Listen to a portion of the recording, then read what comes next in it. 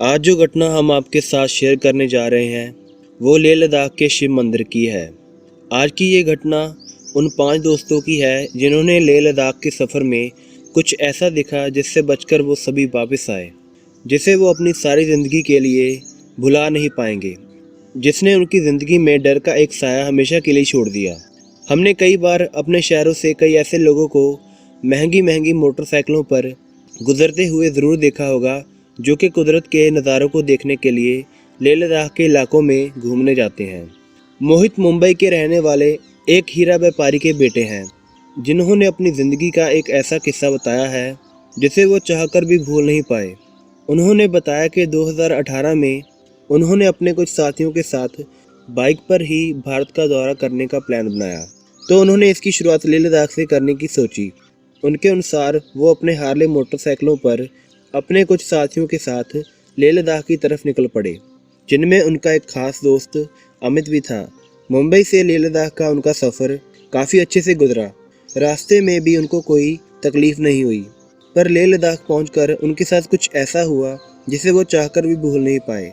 लेह में पहुंचकर मौसम थोड़ा सा ख़राब होने लगा और शाम भी काफ़ी हो चुकी थी, तो इसलिए रात होने से पहले वो अपने होटल में पहुंचना चाहते थे। होटल के रास्ते में एक जगह पर रुककर मेरे दोस्तों ने वहां पर फ़ोटो खिंचवाने के बारे में सोचा। पहले तो मैंने उन सबको मना किया, पर फिर भी उनकी ज़िद के सामने मेरी एक ना चली और वो सभी फ़ोटो खिंचवाने लगे। मैंने उनसे होटल जाने के लिए कहा, पर वो मान नहीं रहे थे, पर मेरे बार बार कहने पर वो मेरे साथ चल पड़े। पर इस सब के दौरान मैंने अमित में कुछ अलग सी तब्दीली देखी, पर मैंने उस चीज़ को इग्नोर किया और होटल की तरफ चल दिए। हम होटल पहुंचे, खाना खाया और मेरे साथियों ने फिर से उसी जगह पर जाने के लिए कहा। मेरा मन तो नहीं था, पर फिर भी उनकी ज़िद के कारण मैं चल पड़ा। मेरा दोस्त अमित वहां जाने के लिए कुछ ज़्यादा ही उत्साहित लग रहा था। हम सभी फिर से उसी जगह पर पहुंचे और फ़ोटो खिंचवाने लगे। अमित अब काफ़ी अजीब हरकतें कर रहा था। हमने उसे वहाँ से चलने के लिए कहा, पर उसने हमारी एक भी बात नहीं सुनी और वह वहीं पर एक बड़े से पत्थर पर चुपचाप बैठा रहा। पर सभी काफ़ी डर गए थे। हम में से एक दोस्त जो काफ़ी डर चुका था, वो अपनी बाइक के पास गया और उसे स्टार्ट करने लगा, पर वो स्टार्ट नहीं हो रही थी। हमारे एक दूसरे दोस्त ने भी बाइक स्टार्ट करने की कोशिश की, पर वो भी नाकाम रहा। हम सब और भी डर गए, पर हद तो तब हो गई जब हमारा दोस्त अमित लड़की की आवाज़ में बात करने लगा, जिसे सुनकर हमें लगा कि अमित मजाक कर रहा है, पर अमित ऐसा बिल्कुल भी नहीं था। उसने कभी भी किसी के साथ ऐसा मजाक नहीं किया था। पर हमारे दिल की धड़कनें तब बढ़ गई जब अमित के अंदर से एक नहीं, दो नहीं, बल्कि 3-3 आवाज़ें आने लगी। एक साथ 3 आवाज़ें उसके अंदर से आनी नामुमकिन थी, और वैसे भी वो जो भाषा बोल रहा था वो हम समझ नहीं पा रहे थे। वहाँ का माहौल और भी डरावना होता जा रहा था, क्योंकि हमारी बाइक स्टार्ट नहीं हो रही थी और चारों तरफ से रोने की आवाज़ें आ रही थी, जैसे कि कोई धीरे धीरे हमारे करीब आ रहा हो। हम सबको लगने लगा कि शायद ये हमारी ज़िंदगी का आखिरी समय है। मेरे साथियों को वहाँ पर कुछ औरतें दिखाई दी, जो बाद में मुझे भी दिखाई दी। हमने बिना कुछ सोचे वहाँ से भागना शुरू कर दिया।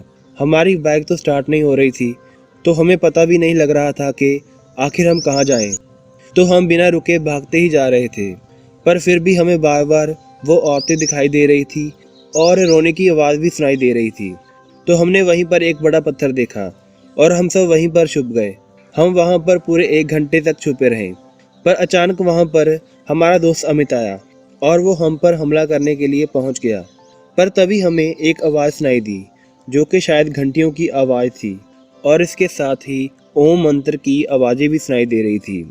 हम वैसे तो धर्म पर विश्वास नहीं करते थे, पर उस आवाज़ ने अमित को होश में ला दिया था और धीरे धीरे वो रोने की आवाज़ें भी कम हो गई थी। हम सभी उन घंटियों की आवाज़ों का पीछा करने लगे और वहाँ हमें एक लाइट भी दिखाई दे रही थी। रोने की आवाज़ें अब बंद हो चुकी थी, सिर्फ घंटियों और ओम मंत्र की आवाज़ें सुनाई दे रही थी। आखिर में वो भी बंद हो गई। हम उस लाइट के पास पहुँचे, जो कि एक शिव मंदिर था।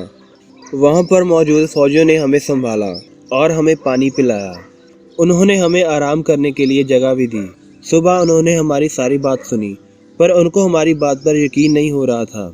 पर जब फौजियों ने हमें बताया कि हमारा होटल यहाँ से 50 किलोमीटर दूर है, तो हमारी हैरानी का कोई ठिकाना नहीं रहा। हमें यकीन नहीं हो रहा था कि हम इतनी दूर कैसे पहुँचे। फिर वहाँ वही घंटियों और ओम मंत्र की आवाज़ें आने लगी। हमने फौजियों को बताया कि ये वही आवाज़ है जिसका पीछा करते हुए हम यहाँ तक पहुँचे, पर उनके हिसाब से मंदिर तो रात 7 बजे बंद हो जाता है और सुबह 7 बजे खुलता है, तो ये आवाज़ कहाँ से आ रही थी। फौजियों ने हमें हमारी बाइकों के पास पहुँचाया, जो कि सच में शिव मंदिर से 50 किलोमीटर दूरी पर थी। पर हैरानी की बात यह थी कि हमारी मोटरसाइकिलें भी एक ही सेल्फ स्टार्ट पर चल पड़ी। हम सब इससे काफ़ी हैरान थे। ये सब हमारे लिए एक अनोखी घटना थी जिसे हम कभी भूल नहीं पाएंगे, पर इस सब ने हमारा विश्वास भगवान शिव में दृढ़ कर दिया।